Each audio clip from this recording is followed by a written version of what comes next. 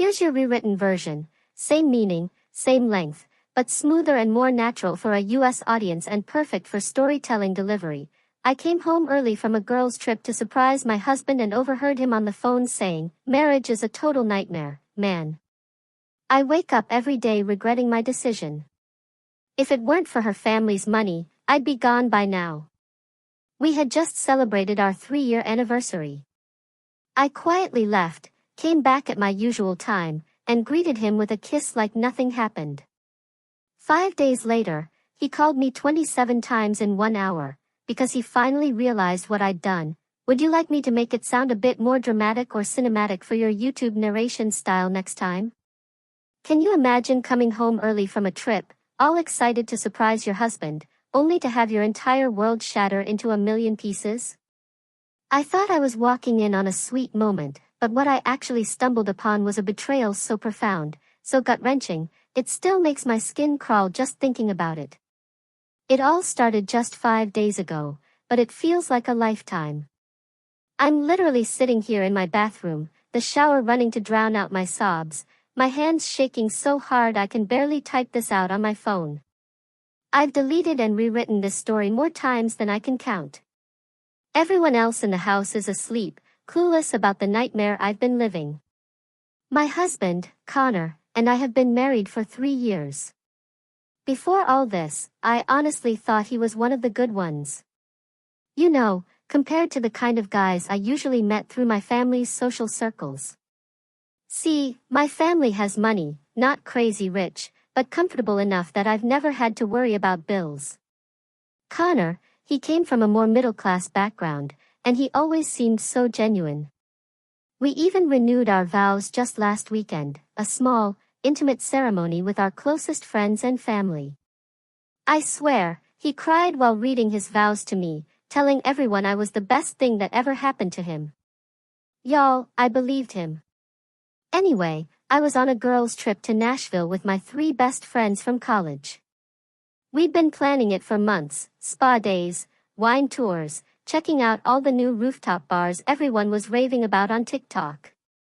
But on the second day, Scarlett got food poisoning from some sketchy hot chicken, and Tina had this huge work emergency she had to handle remotely. The whole trip was falling apart, so we decided to cut it short. And I thought, hey, perfect opportunity to surprise Connor. He's always texting me those, "wish you were here," selfies from our couch with his sad puppy eyes whenever I'm gone. So, I grabbed an early flight back, stopped to pick up his favorite nachos from this little hole-in-the-wall place near our house, and some craft beer he'd been obsessed with. I was so excited, picturing his face lighting up when he saw me. I used my garage code to sneak in, wanting the surprise to be perfect. Our house has this weird layout where you can't see into the living room from the entryway. I could hear him talking upstairs in his gaming room, definitely on the phone, since I didn't hear anyone else. So, I set the food down in the kitchen and quietly headed up the stairs, planning to catch him mid-call. And then I heard it. "Marriage is a complete nightmare, bro. I wake up every day regretting my decision." I froze. Right there on the stairs. My heart literally stopped. I thought, no, he must be joking around with one of his friends. So I waited for the laugh. But there was no laugh. If it wasn't for her family's money, I'd be gone already. The only good thing about this whole situation is that I don't have to worry about rent or bills anymore. My heart physically cracked in half right then and there. I could feel it. The vow renewal last weekend? He was talking about that. Pure torture, man. Had to stand there making up all this romantic crap while her family looked on all misty-eyed. I've gotten good at the performance, though. Oscar-worthy. And he laughed. Actually laughed. But hey, he continued, small price to pay for the lifestyle, right? Her dad's talking about bringing me into the family business next year. Once I'm established there, I'll have options. More options than just being the money wife's husband. The money wife. That's what he calls me. Behind my back. 3 years of marriage, and I'm just the money wife to him. I don't know how I managed it, but I silently crept back downstairs, grabbed the food and beer, and slipped out the garage door. I sat in my car in the parking lot for almost 2 hours, just sobbing. My mascara was everywhere. An old lady even knocked on my window to ask if I needed help. I told her my dog died. That was the first of many lies I told that day. I returned the food, said my husband wasn't feeling well, and then texted my girlfriends that I decided to just go to a hotel near the airport to catch up on emails before heading back to Nashville the next day. I drove around for hours, just trying to figure out what to do. Every single memory of our relationship was replaying in my head, but now with this horrible, sickening new filter. All those times he insisted on paying for dinner, but only when it was somewhere cheap. How he was so reluctant to let me help with his student loans until I practically forced him. How he always had these big dreams but never quite enough motivation to pursue them until my dad offered connections. Our anniversary gift from his parents was this engraved wooden sign for our entryway that says, "Where your story begins." I swear, I stared at it this morning while drinking my coffee, thinking our story was just beginning its next chapter. Turns out, our story was actually just a financial transaction for Connor. I decided to go back to Nashville. I spent the next 3 days pretending everything was fine with my girlfriends, even though I was dying inside. And I probably drank way too much wine every night. Then I came home at my originally scheduled time. And I greeted him with a kiss. I looked into the eyes of the man who called our marriage a nightmare, and I kissed him hello like nothing was wrong. I've been living this life for 5 days now. 5 days of sleeping next to someone who apparently regrets waking up next to me every morning. 5 days of the most exhausting performance of my life. 5 days of analyzing every interaction we've ever had, wondering what was real and what was part of his Oscar-worthy act.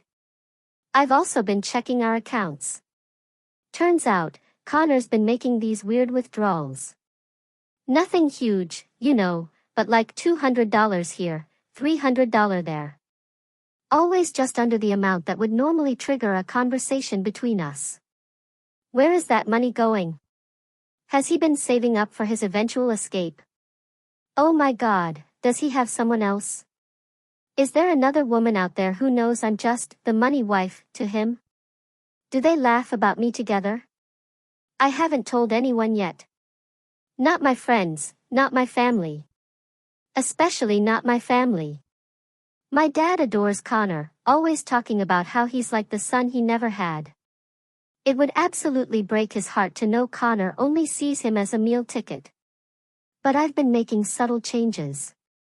Yesterday, I accidentally left open a browser tab with my separate bank account information, the one he doesn't have access to. This morning, I casually mentioned that my dad is actually reconsidering some of his business ventures due to economy concerns. I've been working late, being just a little less affectionate, taking more calls in private. The bathroom sink has been leaking for weeks, and Connor kept saying he'd fix it this weekend. Last night, I just called a plumber without telling him. When the guy showed up, Connor looked so confused. I just shrugged and said, "You seemed busy with other things." The plumber charged us $85 for a 10-minute fix, and I could literally see Connor mentally calculating that money being wasted. My plan is working.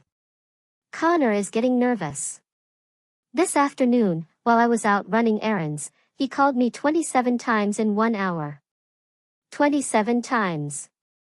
When I finally called back, he was practically frantic, asking if everything was okay, if I was mad at him, if something happened with my family. I played it cool, said my phone was in my purse while I was at Target, said everything was fine. I asked why he would think otherwise. The silence on his end was deafening. So now I'm here, typing this out while locked in the bathroom with the shower running, trying to figure out what to do next. I know I need to confront him, but I also need to be smart about this.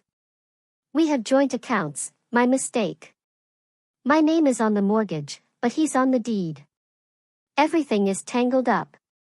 I'm trying to come up with a plan. Part of me wants to just scream in his face about what I heard, but another part wants to be more strategic. What if I slowly withdraw emotionally while getting my financial affairs in order? What if I document everything? What if I let him think everything is okay until it's decidedly not okay for him? I think that's what I'm going to do. He spent 3 years lying to my face. Maybe I can manage a few weeks of the same. I have to go. The hot water is probably running out, and Connor will wonder why I've been in the shower for 45 minutes. I'm going to go out there, kiss my husband goodnight, and lie beside him while planning my exit. Edit. Connor just texted, asking if I want to go away for the weekend to reconnect. The audacity of this man. I'll update when I can. Hey y'all, it's been 2 weeks since that last post, and let me tell you, it's been the most exhausting performance of my life. First, thank you for the overwhelming support. I read every single comment, and you guys truly gave me the strength to get through these past 2 weeks without completely falling apart. Sorry for the delay in updating. I've had to be so careful with my online activity because Connor has suddenly developed this weird habit of casually glancing at my phone whenever it's nearby.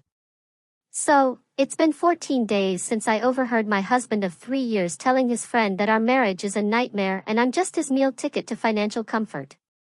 14 days of sleeping next to someone who apparently regrets waking up beside me every morning. The day after my last post, I decided I needed to be methodical about this. No emotional reactions, no confrontations until I had everything lined up perfectly. I made a list, because, let's be real, I'm a chronic list maker when stressed. 1. Secure my financial situation. 2. Gather evidence of his true character, not just for legal reasons, but for when my family inevitably asks questions. 3. Find out exactly how deep his deception goes. 4. Prepare an exit strategy. 5. Build a support network without revealing absolutely everything just yet. The first thing I did was call my personal bank, the account he doesn't have access to, and cranked up my security measures. Changed all passwords, added verbal security questions, and made sure they knew not to discuss my account with anyone but me. Then, I started slowly moving money from our joint accounts into my personal one. Nothing drastic, just enough each day so it wouldn't immediately raise flags. Is that wrong? Maybe. But finding out your husband is a gold-digging liar kind of changes your perspective on fairness. Remember that weekend reconnection trip Connor suggested? I agreed to it, but then I suggested we go to this rustic cabin my family owns by the lake instead of the luxury resort he had in mind. Y'all, the look on his face. He recovered quickly with a, whatever makes you happy, babe, but I saw that flash of disappointment. And suddenly, everything is making sense. How he always pushes for the expensive options when he knows my family might cover it, but then becomes super budget conscious when it's coming from our joint accounts. The cabin trip was actually really revealing in ways I hadn't expected. Our Wi-Fi barely works out there, and Connor spent almost the entire weekend glued to his phone, complaining about the spotty signal. He kept wandering down to the end of the dock where sometimes you can get 1 bar. At one point, I followed him quietly and overheard him telling someone he was going crazy being trapped in the middle of nowhere and would make it up to them when he got back. Who was he talking to? And what exactly was he planning to make up to them? When we got home Sunday night, he immediately said he needed to run to Walmart for some stuff for work tomorrow.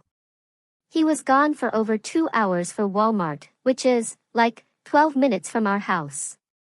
When I checked our joint credit card app later, there was no charge from Walmart. But there was a $60 charge from a bar across town. During the trip, I had accidentally mentioned that my dad was considering early retirement due to some health concerns, completely made up, by the way, and might be scaling back some business operations.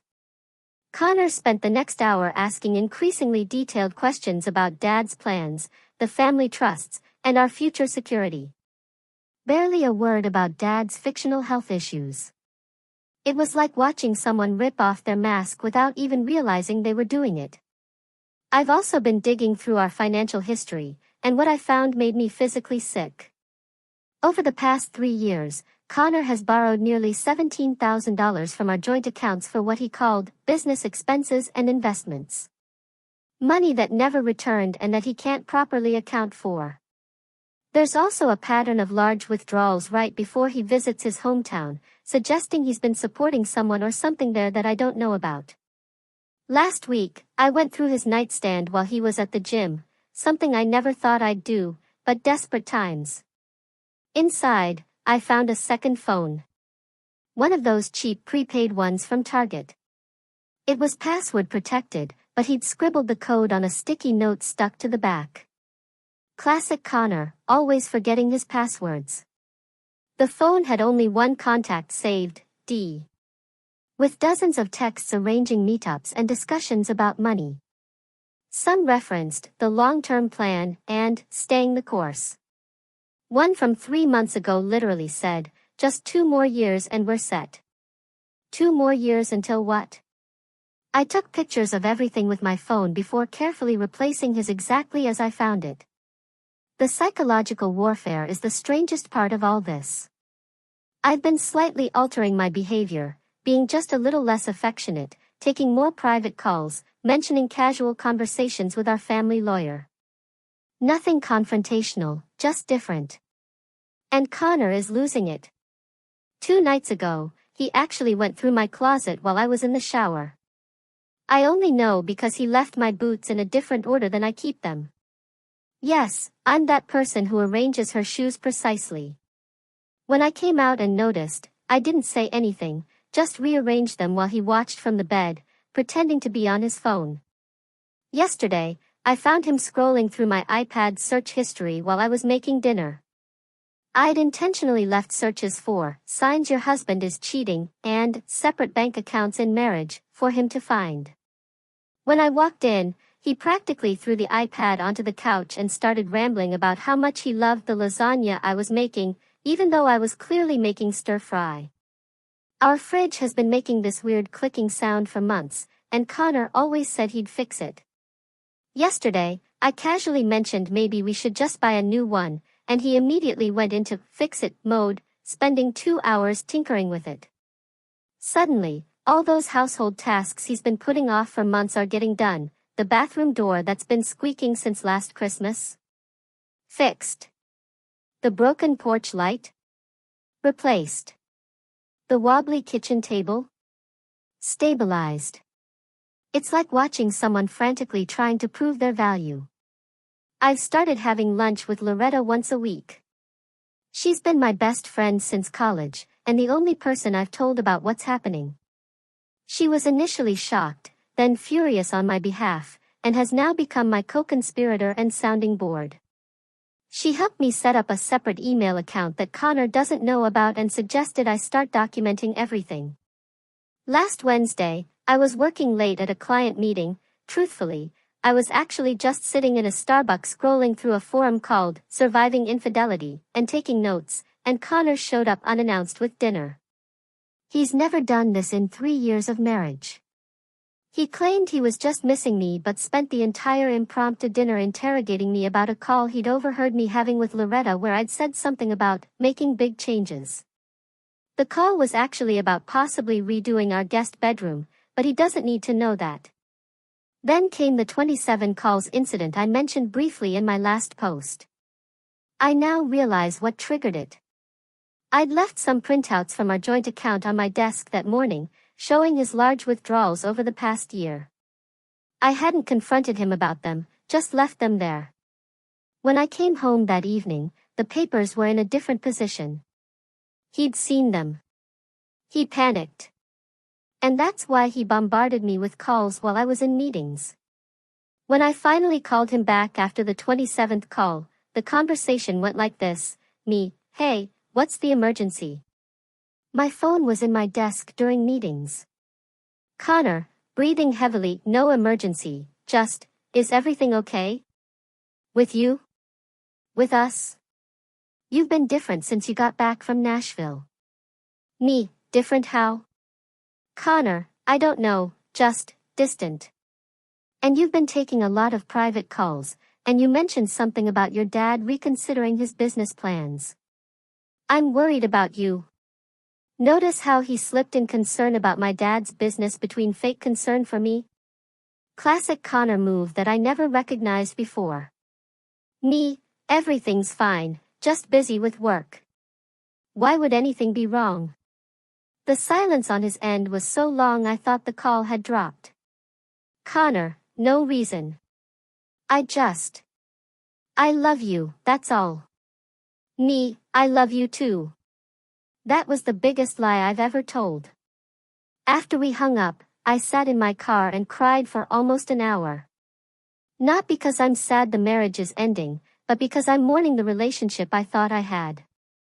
The Connor I fell in love with doesn't exist. He's a character played by a man who sees me as nothing but a bank account with a body attached. Last night, he suggested we have another vow renewal ceremony, for our parents who couldn't make it to the first one. When I asked why the sudden interest in renewing vows, we just renewed 2 weeks ago. He stammered something about celebrating our love with everyone important to us. Translation: he's panicking about his gravy train derailing and wants to cement his position with my family. I smiled and said, maybe next year. The relief on his face was palpable. What he doesn't know is that I've already spoken to a lawyer, not our family lawyer, but someone recommended by Loretta who doesn't run in our social circles. I have an appointment next week to discuss my options. I've documented the financial discrepancies. I've secured my most important personal documents and irreplaceable family heirlooms by taking them to my friend's house for a photo shoot for her Instagram, another lie, but hey, I learned from the master. The weirdest thing happened this morning. I was getting ready for work, and Connor came up behind me in the bathroom, hugged me, and started crying. Actually crying. Said he felt like he was losing me and didn't know why. For a split second, I almost broke down and confronted him right there. But then I remembered the conversation I overheard. Remembered him laughing about his Oscar-worthy performance. And I just patted his arm and told him everything was fine, just busy at work. His tears dried up remarkably quickly when I mentioned I might have to postpone our trip to New York next month, the one where we were supposed to stay in that 5-star hotel his Instagram influencer friend recommended. Funny how his emotional crisis evaporated at the mention of a luxury experience potentially slipping away. The confrontation is coming. I'm almost ready. But I want him to sweat a little more. To feel the ground shifting under his feet without understanding why. I want him to experience just a fraction of the uncertainty and betrayal I've been feeling. Is that petty? Maybe. But when someone shatters your entire reality, I think you're entitled to a little pettiness. Edit, to those asking if we have kids, thankfully no. Connor always had just one more thing he wanted to accomplish before starting a family. I now realize that one more thing was establishing himself enough to leave with half my assets. Edit 2, Connor just texted asking if we can have dinner at my parents' house this weekend. Says he misses them. I bet he does. K y'all, it's been about a month since my last update, and holy cow, so much has happened. First, again, thank you for all your support and advice. I've read every comment, even the ones questioning my methods. Trust me, I've questioned them myself every step of the way. So, picking up where we left off, after discovering Connor had been secretly siphoning money from our accounts and only staying with me for my family's connections, I spent weeks quietly gathering information and preparing my exit strategy. I was planning to confront him after I had absolutely everything in order, but life, as it often does, had other plans. Remember that dinner at my parents' house Connor was so eager to have? We went last weekend, and it was enlightening.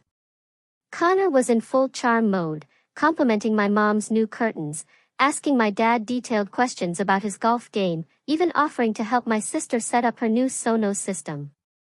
To anyone watching, He was the perfect son-in-law.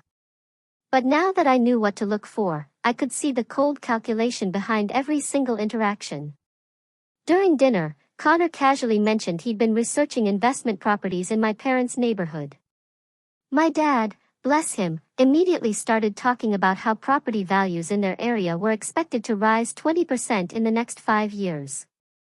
Connor's eyes actually lit up. I'm not exaggerating, it was like watching a slot machine hit the jackpot. That night, after we got home, I found him on our iPad looking at properties way above our price range. When I asked how we could possibly afford them, he smiled and said my dad had mentioned helping with the down payment. My dad had said nothing of the sort. The next morning, I had my meeting with the lawyer Loretta recommended. She was amazing, direct, supportive, and incredibly thorough. She helped me understand exactly what I was entitled to and what Connor might try to claim. The good news, our prenup does offer some protection, though not as much as I'd like. The better news, the financial forensics revealed a pattern of deception that could potentially invalidate portions of the prenup. While I was meeting with the lawyer, Connor was apparently having a complete meltdown at home. I'd left my laptop open that morning with a browser tab showing flights to my cousin's place in California, part of my exit strategy planning.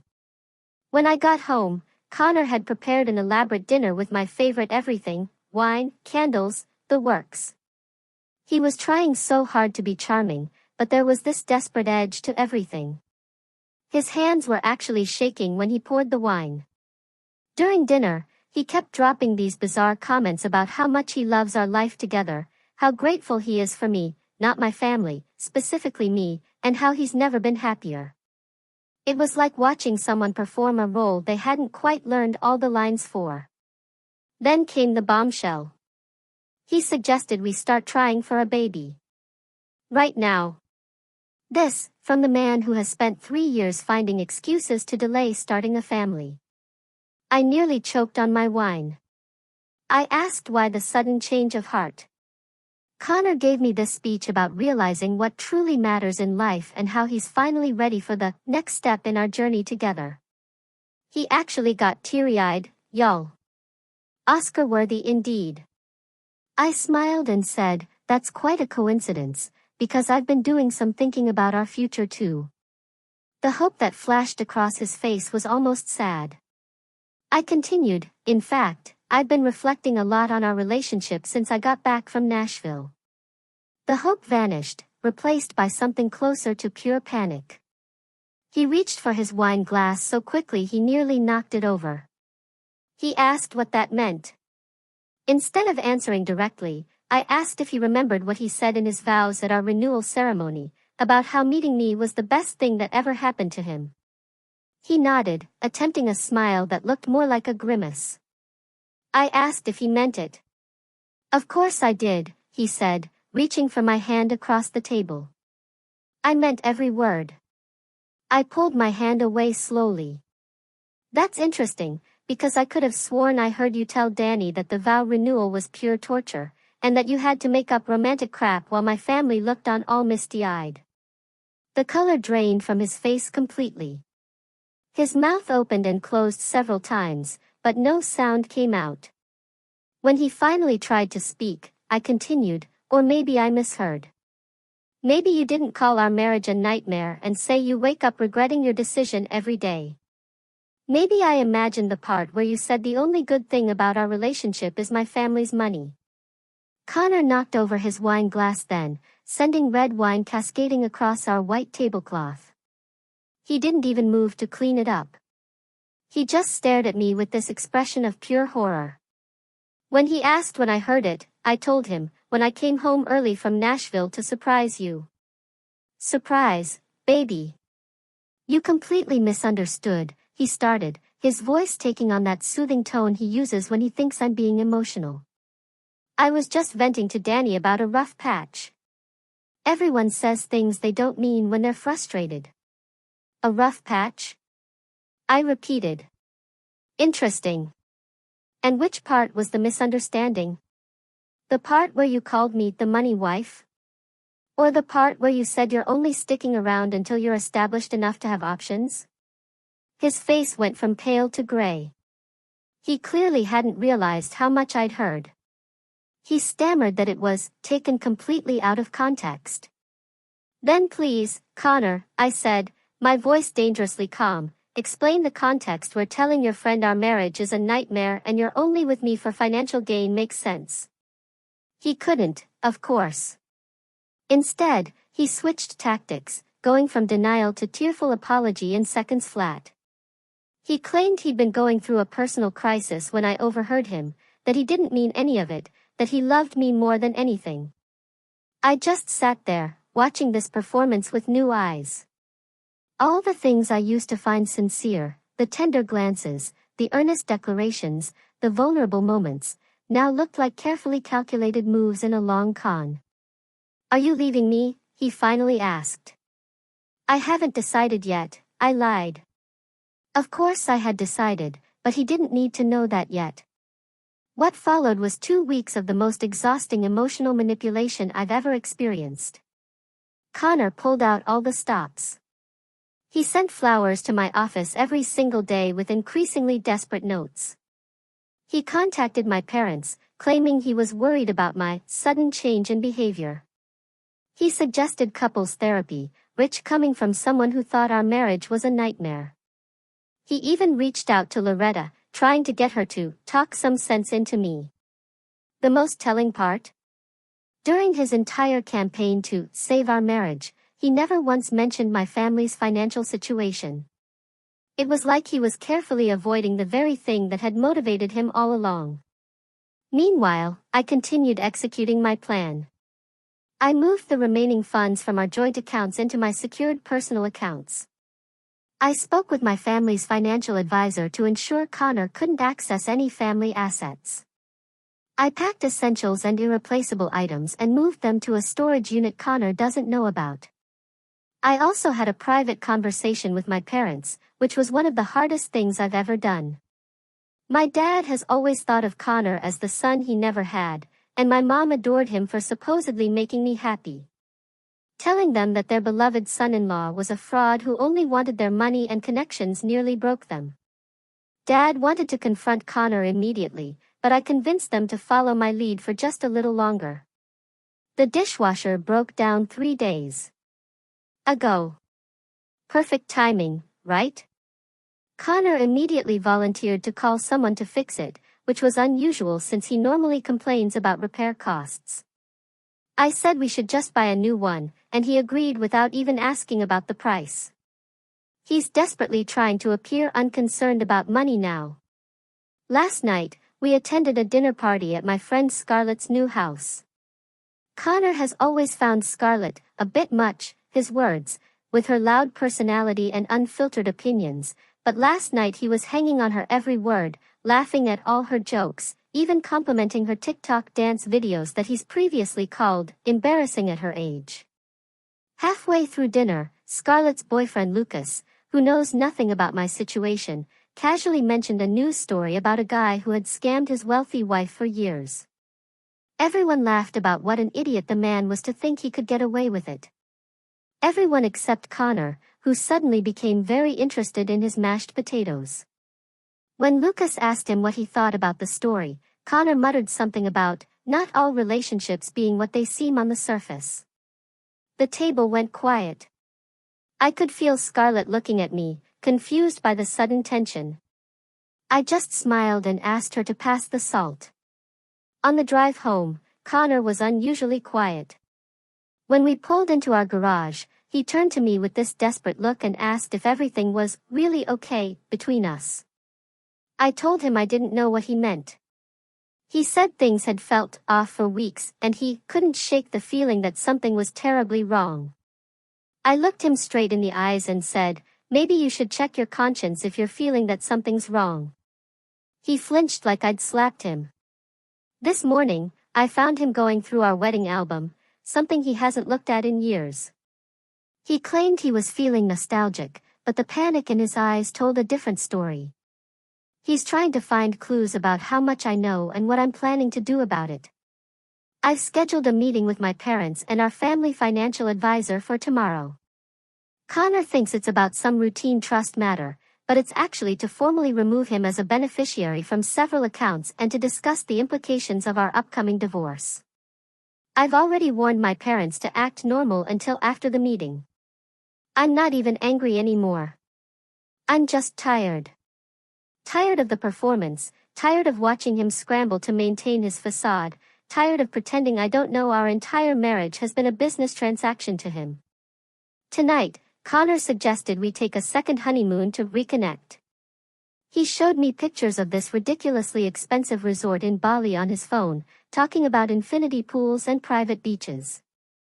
The old me would have been thrilled. The new me just wondered how much of my family's money he was planning to spend on this last-ditch effort.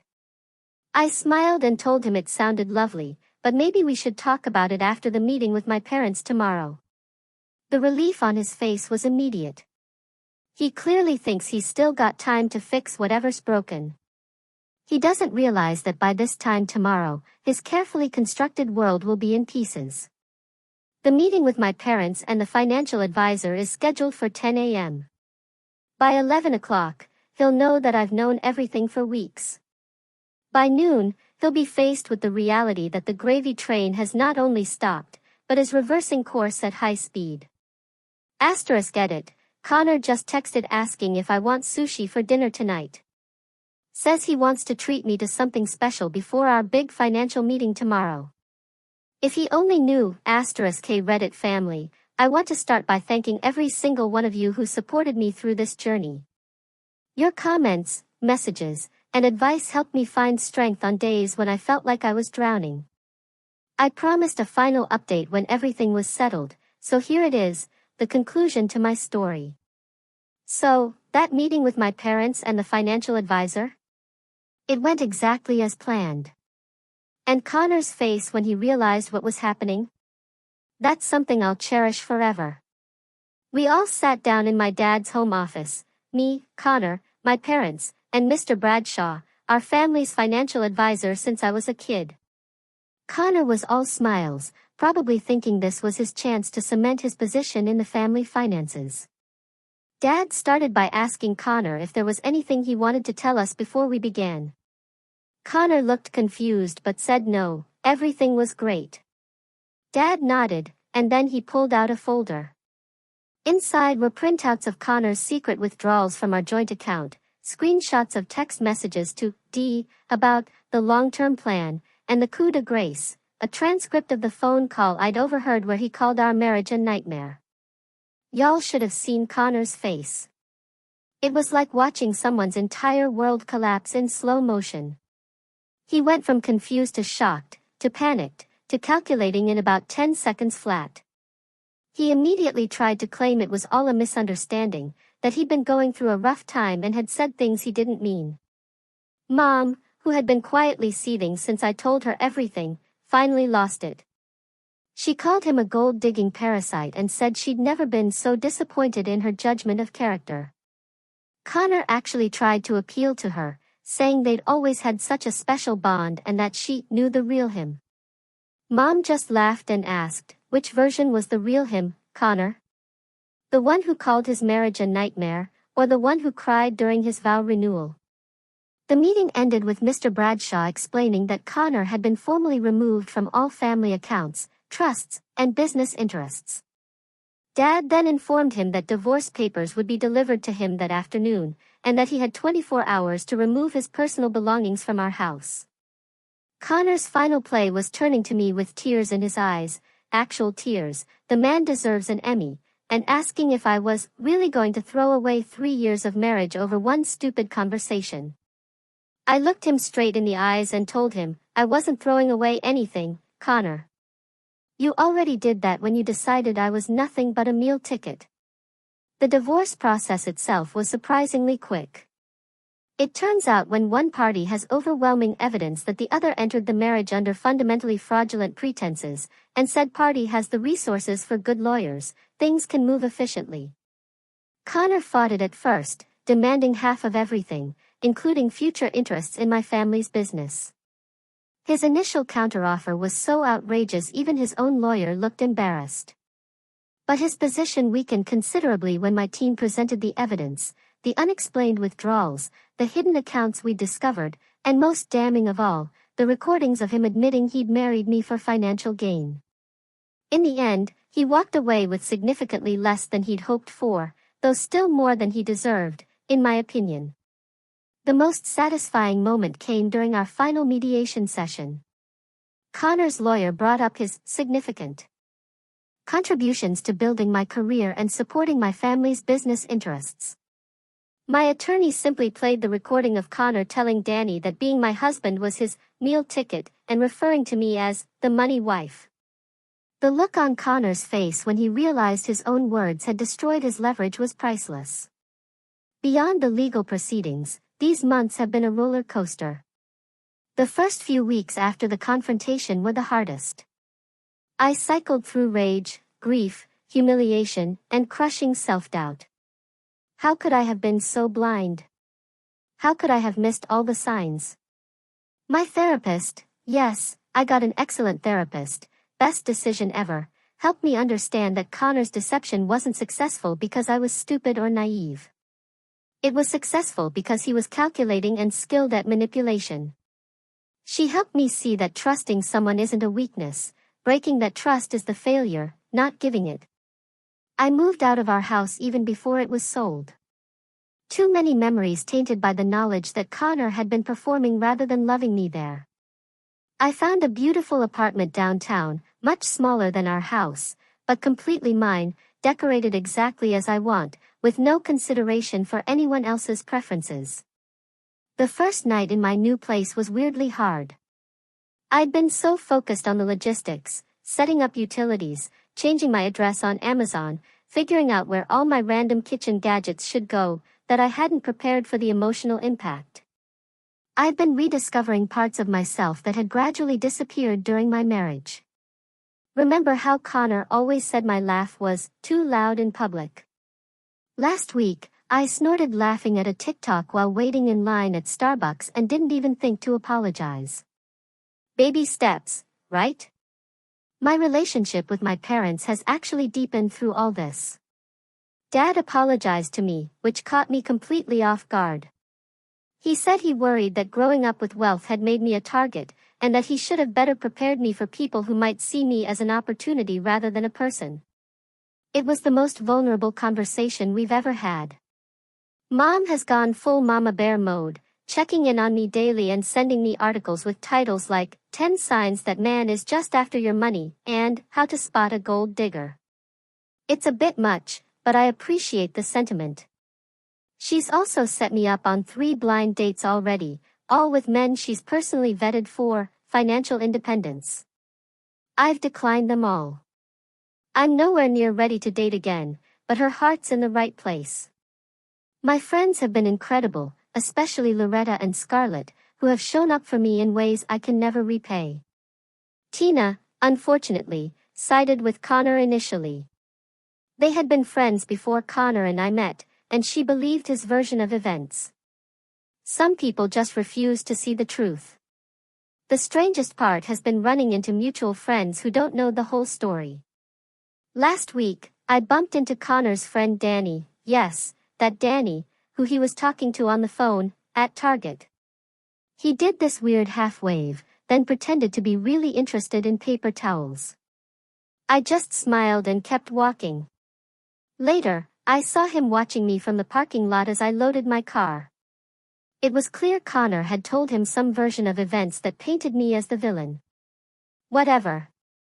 I don't have the energy to care what Connor's bros think anymore. Last month, Connor actually showed up at my apartment unannounced. He said he wanted to talk, to explain himself. I told him he'd had 3 years to be honest with me, and I wasn't interested in whatever story he'd crafted now. He tried to hand me a letter, which I refused to take. He left it in my mailbox anyway. For a moment, I considered burning it unopened, but curiosity won out. It was a strange mix of apology and justification. He claimed he truly had grown to love me despite his initial motivations, that he regretted his words to Danny, that he missed us and the life we had built. I read it once, then shredded it without responding. His words have no power over me anymore. According to Loretta's cousin, who works at that fancy steakhouse downtown, Connor is now dating the daughter of one of my dad's business associates. She's been warned, of course, but has decided Connor is misunderstood, and that I clearly did something to provoke his behavior. Some lessons have to be learned firsthand, I suppose. I've also gotten really into cooking, something Connor always dominated in our relationship. Last night, I made this amazing mushroom risotto that actually turned out edible. Progress. Do I still have bad days? Absolutely. Sometimes I wake up furious that I gave 3 years of my life to someone who saw me as nothing but a bank account. Sometimes I worry about trusting anyone romantically again. Sometimes I still replay conversations and interactions, looking for signs I should have seen. The divorce was finalized last month, 47 days faster than average for our county. The house sold quickly, and I used my portion to pay off some student loans I'd been carrying forever and invested the rest. Connor tried to claim emotional distress and damage to his professional reputation in our final hearing, but those claims were dismissed almost immediately. Last week, my mom sent me a Facebook screenshot of Connor at some charity gala with his new girlfriend. My first reaction wasn't jealousy or anger. It was relief. Relief that he's someone else's problem now. Relief that I don't have to wonder if every smile, every kind word, every gesture of affection is part of some elaborate performance designed to access my family's money. The money wife is dead. Long live just plain Natalie. Oh, and remember that second phone I found with the mysterious contact, D? Turns out, D stands for Denise, Connor's ex-girlfriend from college. She conveniently reached out to me 6 months after our wedding. Apparently, they'd been in contact the entire time we were married, with Connor sending her money regularly and promising they'd be together once the plan was complete. She attached screenshots of their conversations as proof, including one where he told her our vow renewal was the last hurdle before they could move to phase 2. I wasn't even angry when I read her message. I just felt sorry for her. She actually believes she's special, that he wouldn't do to her what he did to me. I sent her back one message: good luck. You'll need it. Edit, many have asked if I'm still in contact with Connor's family. His parents actually reached out to apologize after everything came to light. They had no idea what he'd done and were horrified. We exchange holiday cards, but nothing more. Some connections just aren't worth maintaining,